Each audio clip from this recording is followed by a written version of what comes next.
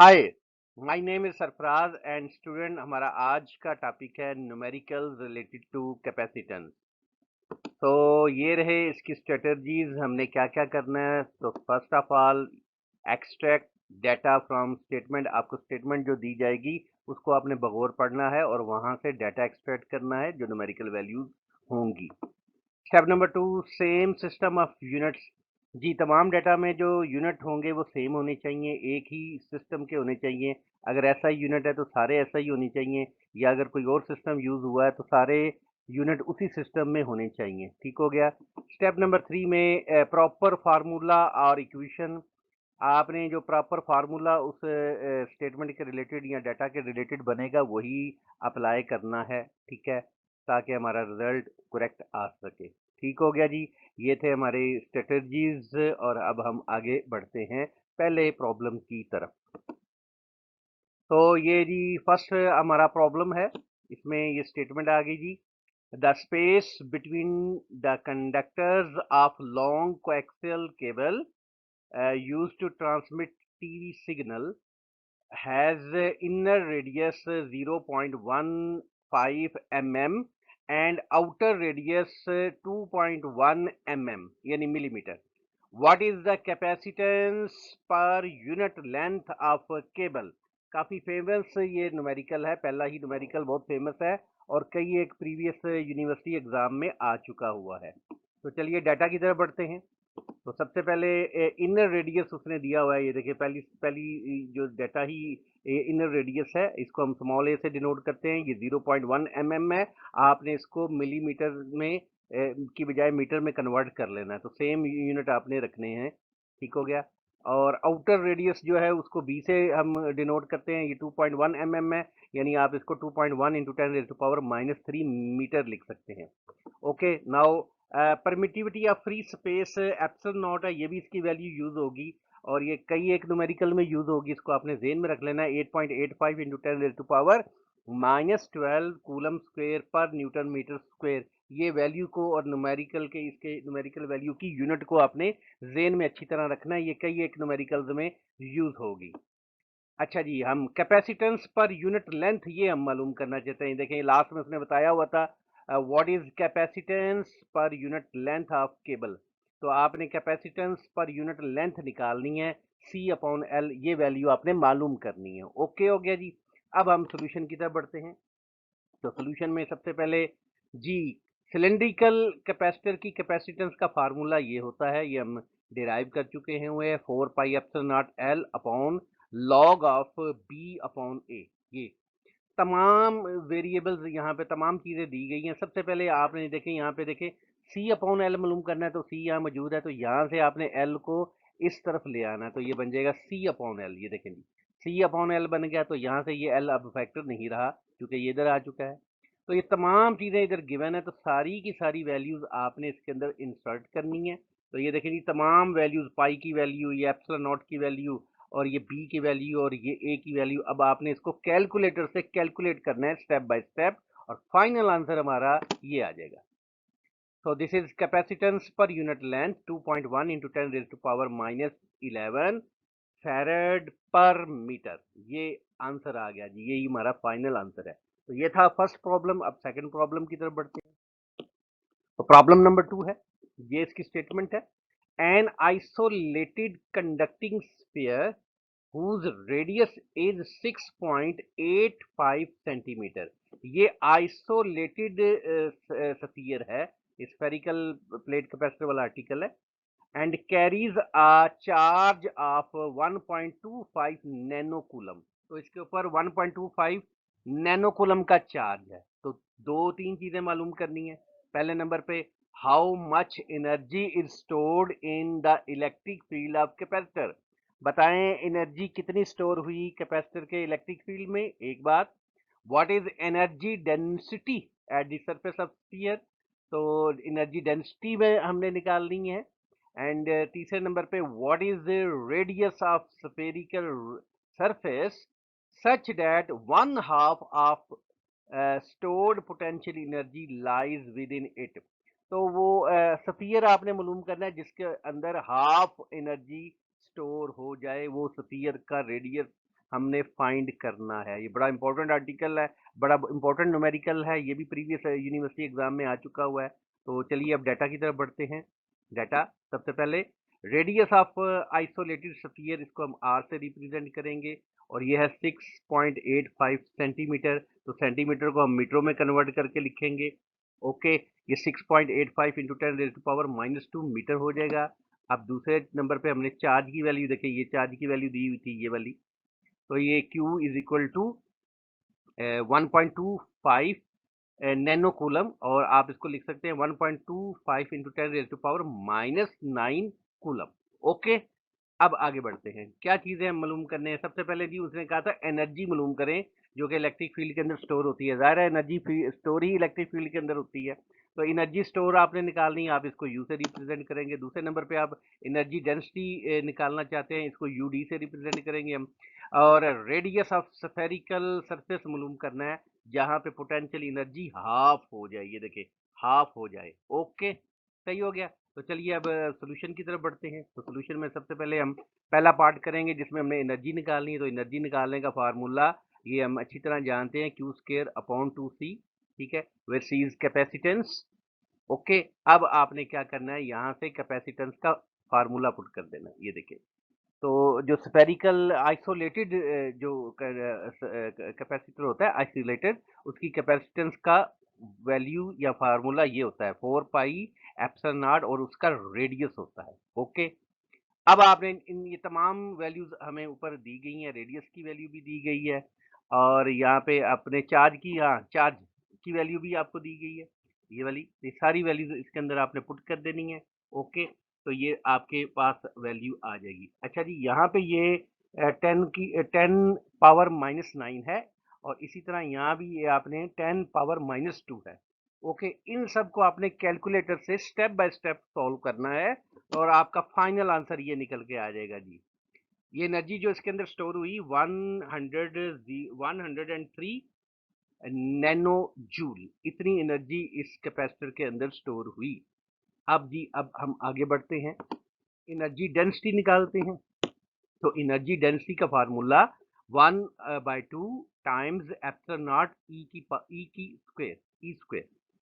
Okay, अब यहाँ पे आप क्या करेंगे, as we know that electric field due to spherical capacitor is given as, electric field ये होता है जी E is equal to Q upon 4 pi epsilon naught R का स्क्वायर। ये स्टूडेंट हमने क्या करना है, ये वैल्यू यहाँ पे पुट कर देनी है। ठीक है, तो लेकिन यहाँ पे स्क्वायर है, ये देखिए क्यू का स्क्वायर भी हो जाएगा और यहाँ 4 का स्क्वायर 16 होता है, 16 को जब 2 से मल्टीप्लाई करेंगे तो 32 आ जाएगा और यह एप्सिलॉन नॉट का स्क्वायर हो जाएगा, वो इस एक एप्सिलॉन से कट जाएगा। इसी तरह पाई स्क्वायर हो जाएगा और आर की पावर 4 हो जाएगी। देखिए, ये देखिए 32 epsilon naught pi square R की पावर 4 और ऊपर से ये एक एप्सिलॉन नॉट खत्म हो जाएगा क्योंकि नीचे स्क्वायर आया था, उसके स्क्वायर से कैंसिल हो गया। ओके, ये अब तमाम अब आपने पुटिंग इसमें कर लेनी है, चार्ज की वैल्यू पुट कर लेनी है और ये सारी वैल्यूज पुट आपने इसमें करनी है, पाई की भी, और सारी वैल्यूज पुट करने के बाद आपने final answer step by step solution के बाद ये आ गया जिसका। ठीक है, तो 2.25.4 इंटू 10⁻⁻6, ये -6 इसकी पावर में है। ठीक हो गया, ये जरा इसको जेन में रख लीजिएगा, जूल पर मीटर। ओके हो गया जी।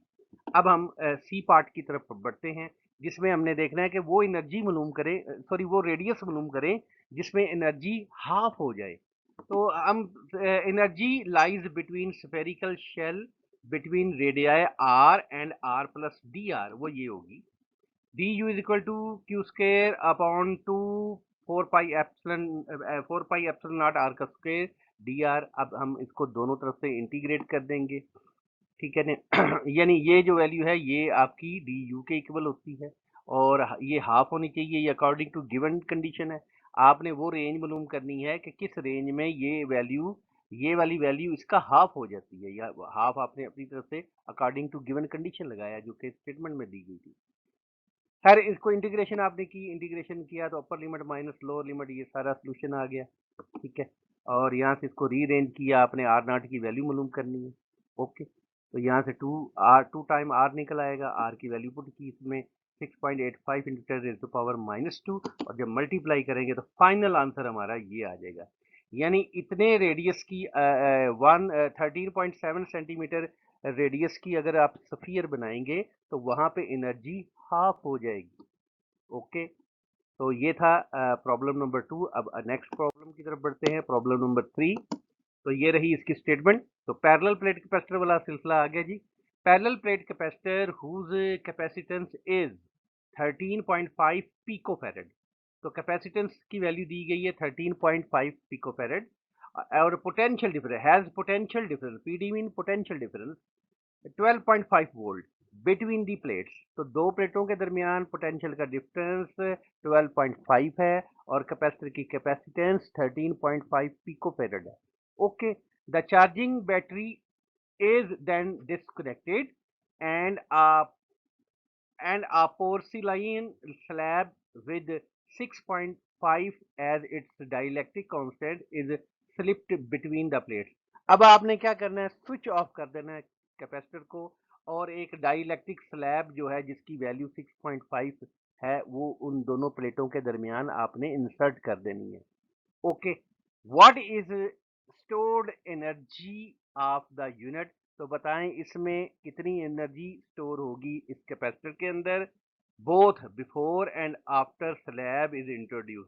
तो आपने एनर्जी पहले निकालनी है स्लैब के बगैर और बाद में फाइनल एनर्जी निकालनी है जब आपने स्लैब इंसर्ट की। तो दो एनर्जी निकालनी है, इनिशियल एनर्जी और फाइनल एनर्जी। तो चलिए डाटा की तरफ बढ़ते हैं। डाटा में सबसे पहले हमें चीज जो गिवन है कैपेसिटेंस है, इसको सी से डिनोट करेंगे। 13.5 पिको फेरेड है। 13.5 इंटू 10 रेज़ टू पावर -12 फेरेड आप इसको लिख सकते हैं। ठीक है, उसके बाद आपके पास है पोटेंशियल डिफरेंस। आपने यहाँ देखे पोटेंशियल डिफरेंस जो है 12.5 वोल्ट लिखा हुआ है, तो ये भी है। उसके बाद इनिशियल एनर्जी हमने मालूम करनी है, इसके बाद हमने फाइनल एनर्जी मालूम करनी है। एक और चीज यहाँ पे गिवन है डाइलेक्ट्रिक कांस्टेंट, इसको आप के ई से डिनोट करते हैं और ये यूनिट लेस क्वांटिटी होती है। तो यहाँ देखिए इसका कोई यूनिट नहीं गिवन, तो 6.55 आपने लिख लेना है। इसके अलावा परमिटिविटी भी यूज होगी, वो भी हम इसको बाद में यूज करेंगे। तो सोल्यूशन की तरफ बढ़ते हैं। सोल्यूशन आ गया जी। तो सबसे पहले the energy stored in capacitor is given as, famous formula energy का। तो इनिशियल एनर्जी उसको हम लिखेंगे क्योंकि अभी हमने इनके दरमियान प्लेटों के दरमियान कोई भी स्लैब इंट्रोड्यूस नहीं की। तो 1/CV² बड़ा फेमस फार्मूला। तो आपके पास सी भी है, आपके पास वी भी है, दोनों वैल्यूज के अंदर पुट कर दें। ठीक है, ये दोनों वैल्यू पुट की तो ये आपके पास आंसर आ गया 1.05 इंटू 10 रेज टू पावर -9। तो ये पावर जो है ये जो -9 ये पावर में है, ये मैं पहले भी आपको बता चुका हूँ। तो ये इतनी जूल एनर्जी आ जाएगी, ये तब आएगी जब आपने इसके अंदर पावर इंसर्ट की। ओके, अब तब सॉरी जब आपने इसके अंदर कोई भी स्लैब इंसर्ट नहीं की। अब आपने जब इंसर्ट की तो अब दोबारा ये फार्मूला एनर्जी रिड्यूस हो जाएगी। आपको पता है कितनी एनर्जी रिड्यूस होगी जी, ये इतनी। इस पे आपने इसको डिवाइड कर देना है। इनिशियल वाली वैल्यू को आपने क्या करना है, इसके ऊपर डिवाइड कर देना है। ओके, तो यहाँ से आपने ये देखें ये वैल्यू वैल्यू आपने इसके अंदर पुट की और ये के की वैल्यू 6.5 है, इसको आपने डिवाइड कर दिया। तो फाइनल आंसर आपके पास आ गया 1.62 into 10 raise to power -9। Okay, तो ये आपका आंसर आ जाएगा, एनर्जी इंक्रीज होगी। फाइनल एनर्जी ये इनिशियल एनर्जी थी और ये फाइनल एनर्जी देख लें इंक्रीज हो गई। ओके, अब नेक्स्ट प्रॉब्लम की तरफ बढ़ते हैं। प्रॉब्लम नंबर 4 है। इसमें देखिए the plate and cathode of a vacuum tube diode are in the form of two cylinder. तो कहता है जी एक सिलेंडर और एक कैथोड वैक्यूम दोनों ही क्या है, सिलेंडर की तरह हैं। And a diameter of cathode is, जो कैथोड है जो अंदर की तरफ केबल लगी हुई है, दैट इज 1.62 mm यानी millimetre. End plate diameter is 18.3 mm। ये डायामीटर बड़ा है, ये डायामीटर छोटा है। तो जो छोटा होता है वो इनर होता है, इनर रेडियस भी हम उसको बोलते हैं, और जो बड़ा होता है वो आउटर होता है। ठीक है, विच both elements having a length of 2.38 centimetre, दोनों की लेंथ सेम है, ये इनर और आउटर की लेंथ सेम है। कैलकुलेट कैपेसिटेंस ऑफ डायोड, बड़ा फेमस ये क्वेश्चन है और इजी भी है, प्रीवियस एग्जाम में आया हुआ है। ठीक है, तो चलिए डाटा की तरफ बढ़ते हैं। डाटा में दो तीन चीजें हैं। डायामीटर दिया गया जी, इसको D1 बोलेंगे। तो ये 1.62 mm यानी मिलीमीटर है। आप इसको कन्वर्ट कर लें 1.62 इंटू 10⁻³ मीटर। ठीक हो गया। अब आपने रेडियस कैसे निकालना है? तो स्टूडेंट्स आप जानते हैं कि डायमीटर को जब आप 2 पे डिवाइड करें तो आपको रेडियस मिलता है, ठीक है। तो इनर रेडियस इसको हम ए से डिनोट करेंगे। तो ये वाले डायमीटर को D1 वाले को आप 2 पे डिवाइड कर देंगे। यहाँ पे देखें, नहीं हमने डिवाइड किया 2 पे, तो ये इसकी वैल्यू पुट की, तो जब डिवाइड किया तो ये आंसर आ गया हमारा। तो ये इनर रेडियस है, आप इसको ए से डिनोट करेंगे।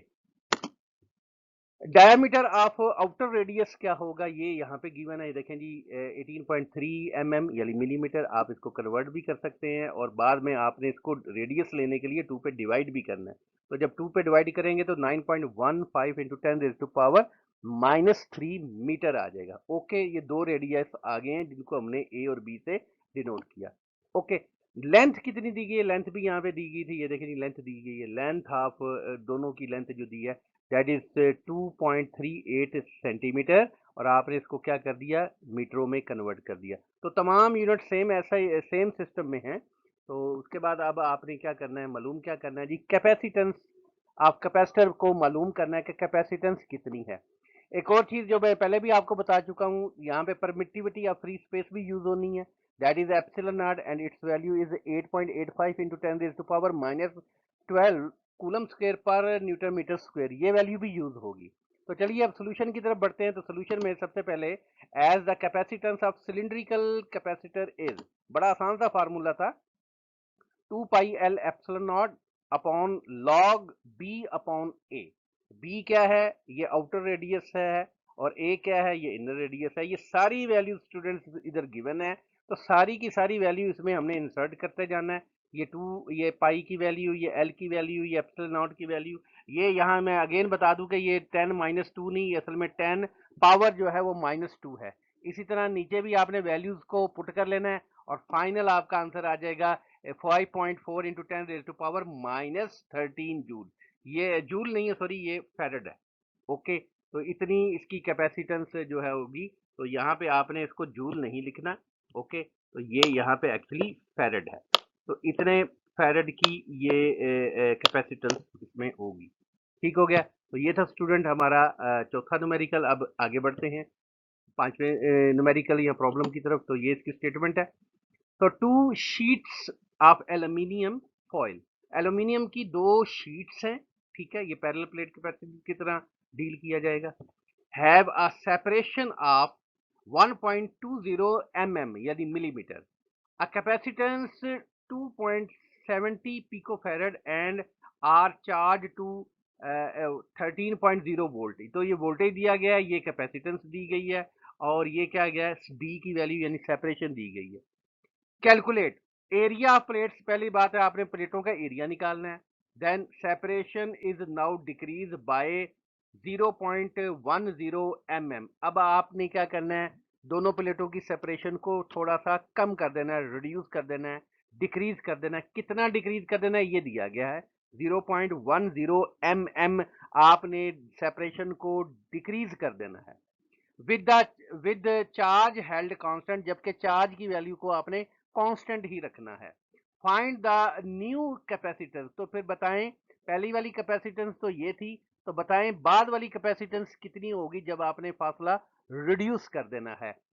सी ऑप्शन में, सी में हमने क्या करना है, how much potential difference change, तो बताइए पोटेंशियल में कितनी चेंज आई, ये भी हमने मालूम करना है। ये भी बड़ा फेमस क्वेश्चन है। तो चलिए डाटा की तरफ बढ़ते हैं। तो सबसे पहले सेपरेशन आपको दिया गया जी, दो एल्यूमिनियम फॉइल्स के दरमियान, ये जनाब आपका 1.20 mm ये है, और आपने इसको कन्वर्ट कर लिया 10⁻³ मीटर में, ठीक है।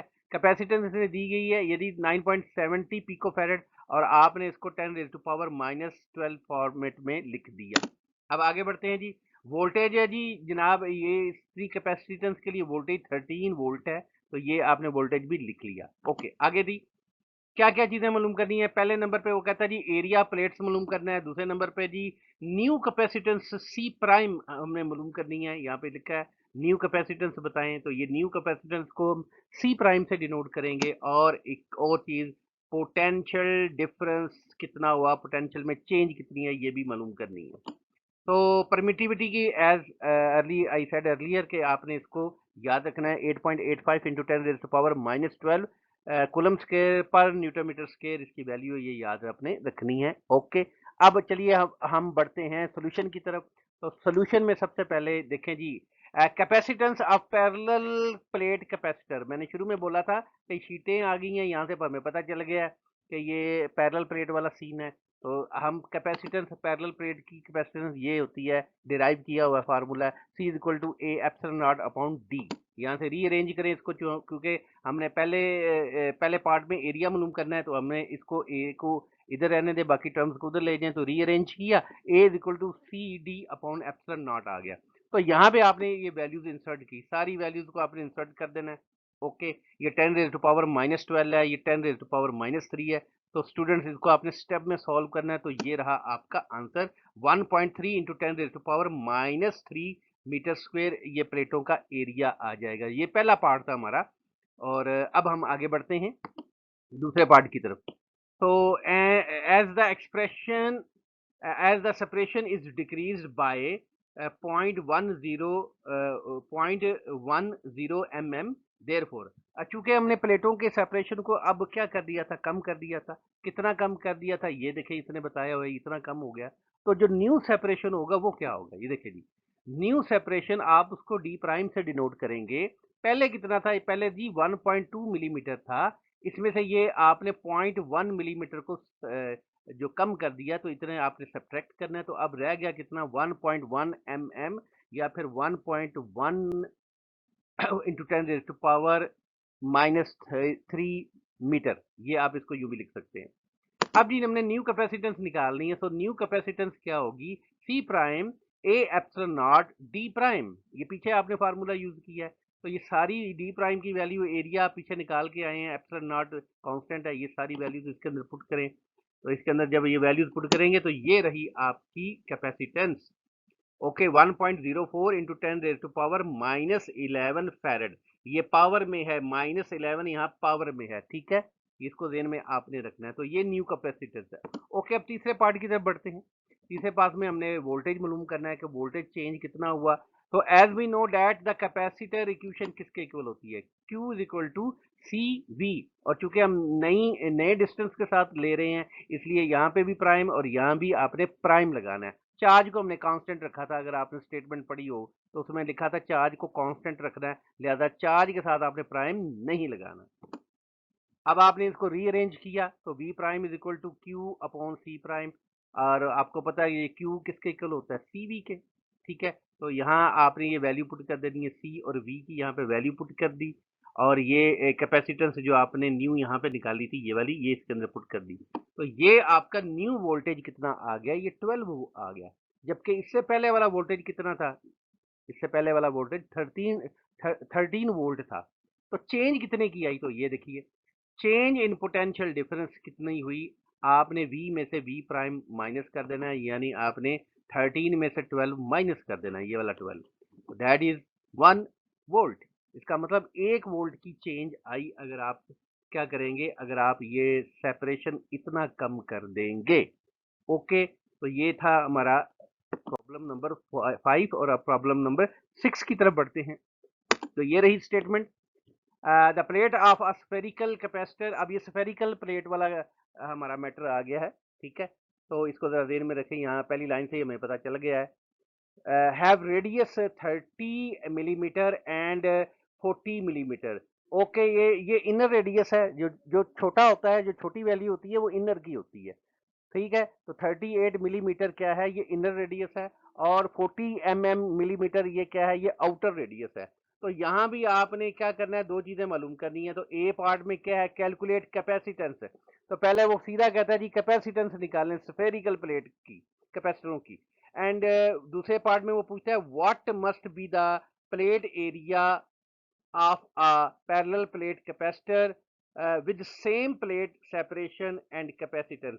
तो कहता है जी प्लेटों का एरिया क्या होगा अगर कैपेसिटेंस हम यही सेम रख दें, अगर पैरेलल प्लेटों की बात हम करें, ठीक है। तो डाटा की तरफ बढ़ते हैं। तो डाटा में सबसे पहले आपने इनर रेडियस आपको यहाँ बताया गया था 30, 8 मिलीमीटर है। ये भी बड़ा फेमस क्वेश्चन है, बाय द वे, कई यूनिवर्सिटी एग्जाम में आया हुआ है। तो ये 38 इंटू 10⁻³ मीटर है। और आउटर रेडियस ये रहा 40 मिलीमीटर, तो आप इसको 40 इंटू 10⁻³ मीटर भी लिख सकते हैं।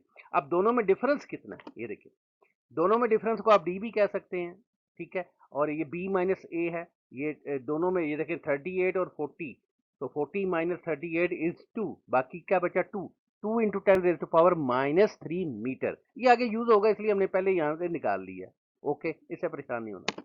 नेक्स्ट बढ़ते हैं जी, परमिटिविटी। वही पीछे में न्यूमेरिकल में भी मैंने आपको बताया था कि परमिटिविटी की वैल्यू याद आपने रखनी है 8.85 इंटू 10⁻⁻12 कूलम स्क्वायर पर न्यूटन मीटर स्क्वायर। ओके, चलिए अब सोल्यूशन की तरफ बढ़ते हैं। कैपेसिटेंस हमने निकालनी है और एरिया ऑफ प्लेट भी हमने निकालना है, तो दो चीजें आपने बतानी है। तो चलिए सोल्यूशन की तरफ बढ़ते हैं। The capacitance of spherical plate capacitor, सादा सा ये सी 4πε0 AB over A B minus A. ये बी माइनस ए पहले ही हमने यहाँ निकाल लिया था, इसीलिए निकाल लिया था ताकि आप डायरेक्ट इसकी वैल्यू को पुट कर दे, वरना आप अलग अलग वैल्यू पुट करके भी निकाल सकते हैं, नो इशू। तो यहाँ पे आपने ये सारी वैल्यूज पुट कर दी। ये नीचे बी 2 इंटू 10⁻³ यानी ये वाली वैल्यू आपने पुट कर दी। तो तमाम ऊपर से वैल्यूज आपने पुट कर देनी है, सारी वैल्यू गिवन है डाटा में। तो इनको आपने स्टेप बाय स्टेप सॉल्व करना है और फाइनल आपका आंसर ये रहा 8.4 इंटू 10⁻⁻11 फैरेड, ये लिख दिया। ओके, अब हम बढ़ते हैं, हमने एरिया निकालना है। तो एरिया कैसे निकालना है, पैरेलल प्लेट कैपेसिटर का, लेकिन कैपेसिटेंस यही यूज करनी है। उसने कहा था कि कैपेसिटेंस आपने what must be the plain area plate area of parallel plate capacitor with same separation and capacitance. Capacitance भी वही रखनी है, सेपरेशन भी वही रखना है। अब सेपरेशन देखें कितना था, ये डी लिखा हुआ था, ये देखें डी लिखा हुआ है, डी की वैल्यू ये यूज करनी है और सी की वैल्यू ये वाली यूज करनी है। ओके, तो ये देखें जी, आपने ये वैल्यूज इंसर्ट कर दी। ये 2 इंटू 10⁻³ है, ये मैंने यहाँ 2 पे लिखा, 2 लिख दिया गलती से, इसको जरा आप करेक्ट कर लीजिएगा। ये यहाँ पे ये वैल्यू 3 है। ओके, और पावर में है, ये वैल्यू भी यहाँ पे पावर में है, तो ये जरा जेन में रखिएगा इसको। ये पावर -11 है, ये पावर -3 है। तो स्टूडेंट इसको आपने स्टेप में सॉल्व कर लेना है और फाइनल आपका आंसर आ जाएगा 0.019 मीटर स्क्वायर। ये प्लेटों का एरिया था, ठीक है। तो ये छठा क्वेश्चन था। तो चलिए अब आगे बढ़ते हैं क्वेश्चन नंबर 7 की तरफ। A parallel plate capacitor has capacitance of 112 picofarad। Okay, तो ये पैरेलल प्लेट वाला सिचुएशन है, ये जरा ज़हन में रखिएगा। मैंने बोला था शुरू में ही प्रॉपर फार्मूला लगाना है, तो उसका पहचान यहाँ से करनी होती है कि स्टेटमेंट में आपको कौन सी टाइप का कैपेसिटर दिया गया है। तो आप देख रहे हैं कि यहाँ पे पैरेलल प्लेट कैपेसिटर दिया गया, तो आपने फार्मूले पैरेलल प्लेट वाले लगाने हैं। ओके, तो ये कैपेसिटेंस की वैल्यू दी गई है। आप प्लेट एरिया आपको बताया गया जी 96.5 सेंटीमीटर स्क्वायर, ये प्लेटों का एरिया है। एंड आप माइका ऑफ डाइलेक्ट्रिक वैल्यू, ये माइका यूज किया, ये भी डाइलेक्ट्रिक मटेरियल है माइका, और उसकी डाइलेक्ट्रिक कांस्टेंट की वैल्यू 5.4 है। ये भी ध्यान में रख लें, लेकिन ये अमूमन आपको डाटा में गिवन ही होती है। At 55 volt potential difference, potential difference भी बता दिया, माइका की वैल्यू भी बता दी, प्लेटों का एरिया भी बता दिया और कैपेसिटेंस भी प्लेट की बता दी। और यहाँ से आपको टाइप भी पता चलेगी ये कौन सी टाइप का कैपेसिटर है, पैरेलल प्लेट कैपेसिटर है। ओके हो गया जी। अब जी आपने इसकी तीन चीजें मालूम करनी है। क्या क्या मालूम करना है, कैलकुलेट करें electric field in the mica, ठीक है ना। माइका में जो प्लेटों के दरमियान आपने माइका रखा, तो वहां पे इलेक्ट्रिक फील्ड की वैल्यू क्या होगी। ओके, आगे बढ़ते हैं। Magnitude of free charge on plate, free charge जो प्रोड्यूस होंगे वो मालूम, फ्री चार्ज जो होंगे वो मालूम करनी है। और तीसरे नंबर पे मैग्नीट्यूड ऑफ इंड्यूस चार्ज, और जो मटेरियल की सरफेस के ऊपर जो इंड्यूस चार्ज आ जाता है, जिसे हम अक्सर क्यू प्राइम से डिनोट करते हैं, वो वैल्यू भी आपने कैलकुलेट करनी है।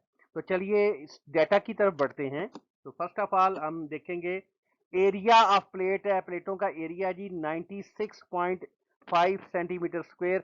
आपने इसको लिख लेना है 96.5 इंटू 10⁻⁻4 मीटर स्क्वायर करके। ओके, नेक्स्ट आपको वोल्टेज बताया गया है। तो वोल्टेज स्टूडेंट्स आपने ऊपर देख लिया था कि वोल्टेज है इसका 55 वोल्ट। इसके अलावा आपके पास कैपेसिटेंस, इस कैपेसिटर की कैपेसिटेंस बताई गई थी आपको 112 पिको फैरेड। आप इसे लिख सकते हैं 112 into 10 raise to power -12 farad. इसके अलावा डाइलेक्ट्रिक कांस्टेंट की वैल्यू है, ये माइका के लिए, ये आपने याद रखना है 5.4 है। नहीं भी याद तो ये डाटा में उमूमन या न्यूमेरिकल में ये दे दिया करते हैं, डोंट वरी, परेशान नहीं होना आपने इससे। और वही परमिटिविटी की वैल्यू जो मैं पिछले सारे न्यूमेरिकल में आपको बता के आया हूँ 8.85 इंटू 10 रेज़ टू पावर -12 और कूलम स्क्वायर पर न्यूटन मीटर स्क्वायर, इसको भी आपने याद रखना है। ऑफकोर्स आपको याद होगी। इलेक्ट्रिक फील्ड आपने मालूम करना है, ये एक क्वेश्चन था। उसके बाद आपने क्या मालूम करना है, मैग्नीट्यूड ऑफ फ्री चार्ज जिसे हम क्यू बोलेंगे। और तीसरे नंबर पे हमने मालूम करना है मैग्नीट्यूड ऑफ इंड्यूस चार्ज जिसे हमने क्यू प्राइम करना है, ये भी हमने मालूम करना है। तो चलिए अब सॉल्यूशन की तरफ बढ़ते हैं। The electric field between plates of parallel plate capacitor, क्योंकि ये मैं आपको बता चुका हूँ कि ये पैरेलल प्लेट कैपेसिटर वाला क्वेश्चन है, तो आपकी ये electric field E is equal to Q upon A epsilon naught और के ई होता है। ओके, अब यहाँ पे आपने जस्ट इन सब की वैल्यूज पुट कर लेनी है। आपको क्यू की वैल्यू भी गिवन है और आपको ये सारी वैल्यू गिवन है, तो आपने ये सारी वैल्यू, सॉरी ये क्यू को आपने सी भी लिख लेना है। ओके ओके, याद आ गया। ये जरा ध्यान में रखें, इस क्यू को हमने क्या लिखा, सी वी, सी और V. Q is equal to C V question है, बड़ी फेमस, आप जानते हैं। अब आपने यहाँ सी और वी की वैल्यू पुट की, ये सी की वैल्यू है और ये वी की वैल्यू है, ठीक है। तो इसको यहाँ से थोड़ा ध्यान में रखना है कि क्यू की वैल्यू हमने सी वी पुट की और सी वी की, ये सी की वैल्यू गिवन है, ये वी की वैल्यू गिवन है, ये दोनों यहाँ पे पुट कर ली। नीचे वाली सारी चीजें कांस्टेंट भी हैं और एरिया भी है, ये सारी चीजें आपको गिवन है। आपने जस्ट स्टेप बाय स्टेप इसको मल्टीप्लाई करना है कैलकुलेटर से और आपका फाइनल आंसर आ जाएगा ये 1.3 into 10 raise to power 4 newton पर कूलम इलेक्ट्रिक फील्ड का यूनिट है। ओके, अब आपने क्या मालूम करना है, चार्ज मालूम करना है। तो बी पार्ट की तरफ बढ़ते हैं। तो बी पार्ट में आप देखें E is equal to E naught upon K E. जब भी हम प्लेटों के दरमियान कोई डाई इलेक्ट्रिक मीडियम रखते हैं तो इलेक्ट्रिक फील्ड रिड्यूस हो जाता है, उसकी इनिशियल वैल्यू का आपने उसको के से डिवाइड करना होता है, ठीक है। यहाँ से हम इसको रीअरेंज करेंगे, ई नॉट इज इक्वल टू के ई मल्टीप्लाई और इलेक्ट्रिक फील्ड। अब आपने इलेक्ट्रिक फील्ड की ये वाली वैल्यू इधर पुट कर देनी है, ये इधर वैल्यू पुट कर दी है और इसकी वैल्यू आपको पहले डाटा में गिवन है 5.4 है, तो ये वैल्यू आपने इसके अंदर पुट की, मल्टीप्लाई किया और ये इसका आंसर आ गया। तो 7.2 into 10 raise to power 4 newton पर कूलम। ये देखें ये वैल्यू कितनी थी 1.3 और ये वाली वैल्यू कितनी हुई 7.2 होगी, तो इसका मतलब क्या हुआ, इलेक्ट्रिक फील्ड इंक्रीज हो गया। ठीक हो गया जी। अब आगे बढ़ते हैं तीसरे। Now now the magnitude of free charge on the plate. अब फ्री चार्ज आपने निकालना है, तो यहाँ से Q is equal to A naught E naught epsilon naught, ये ई नॉट की वैल्यू एप्सिलॉन नॉट की वैल्यू यहाँ इस पे आपने इंसर्ट कर देनी है। स्टेप बाय स्टेप इसको सॉल्व करना है, तो ये आंसर आ जाएगा, ठीक है। तो ये 6.16 into 10 raise to power -9 coulomb ये चार्ज आ जाएगा, ठीक हो गया। अब हमने इंड्यूस चार्ज मालूम करना है, तो सी पार्ट की तरफ बढ़ते हैं। तो सी पार्ट में now the magnitude of induce surface charge क्या होगा, यही फार्मूला आपने ऊपर यूज करना है, लेकिन यहाँ पे इलेक्ट्रिक फील्ड का नेट इलेक्ट्रिक फील्ड लेना है। यानी दोनों फील्ड्स का दो फील्ड प्रोड्यूस हो गए हैं, दोनों को आपने डिफरेंस यहाँ पे लेना है। ओके, तो यहाँ पे ये वैल्यूज आपने सारी पुट कर देनी है ऐसे, ठीक है। ई नॉट की वैल्यू भी गिवन है और ई की वैल्यू भी हमने कैलकुलेट की थी, तो ये सारी वैल्यू की और ये हमारा फाइनल आंसर आ गया 6.16 into 10 raise to power -9 coulomb. Student, ये था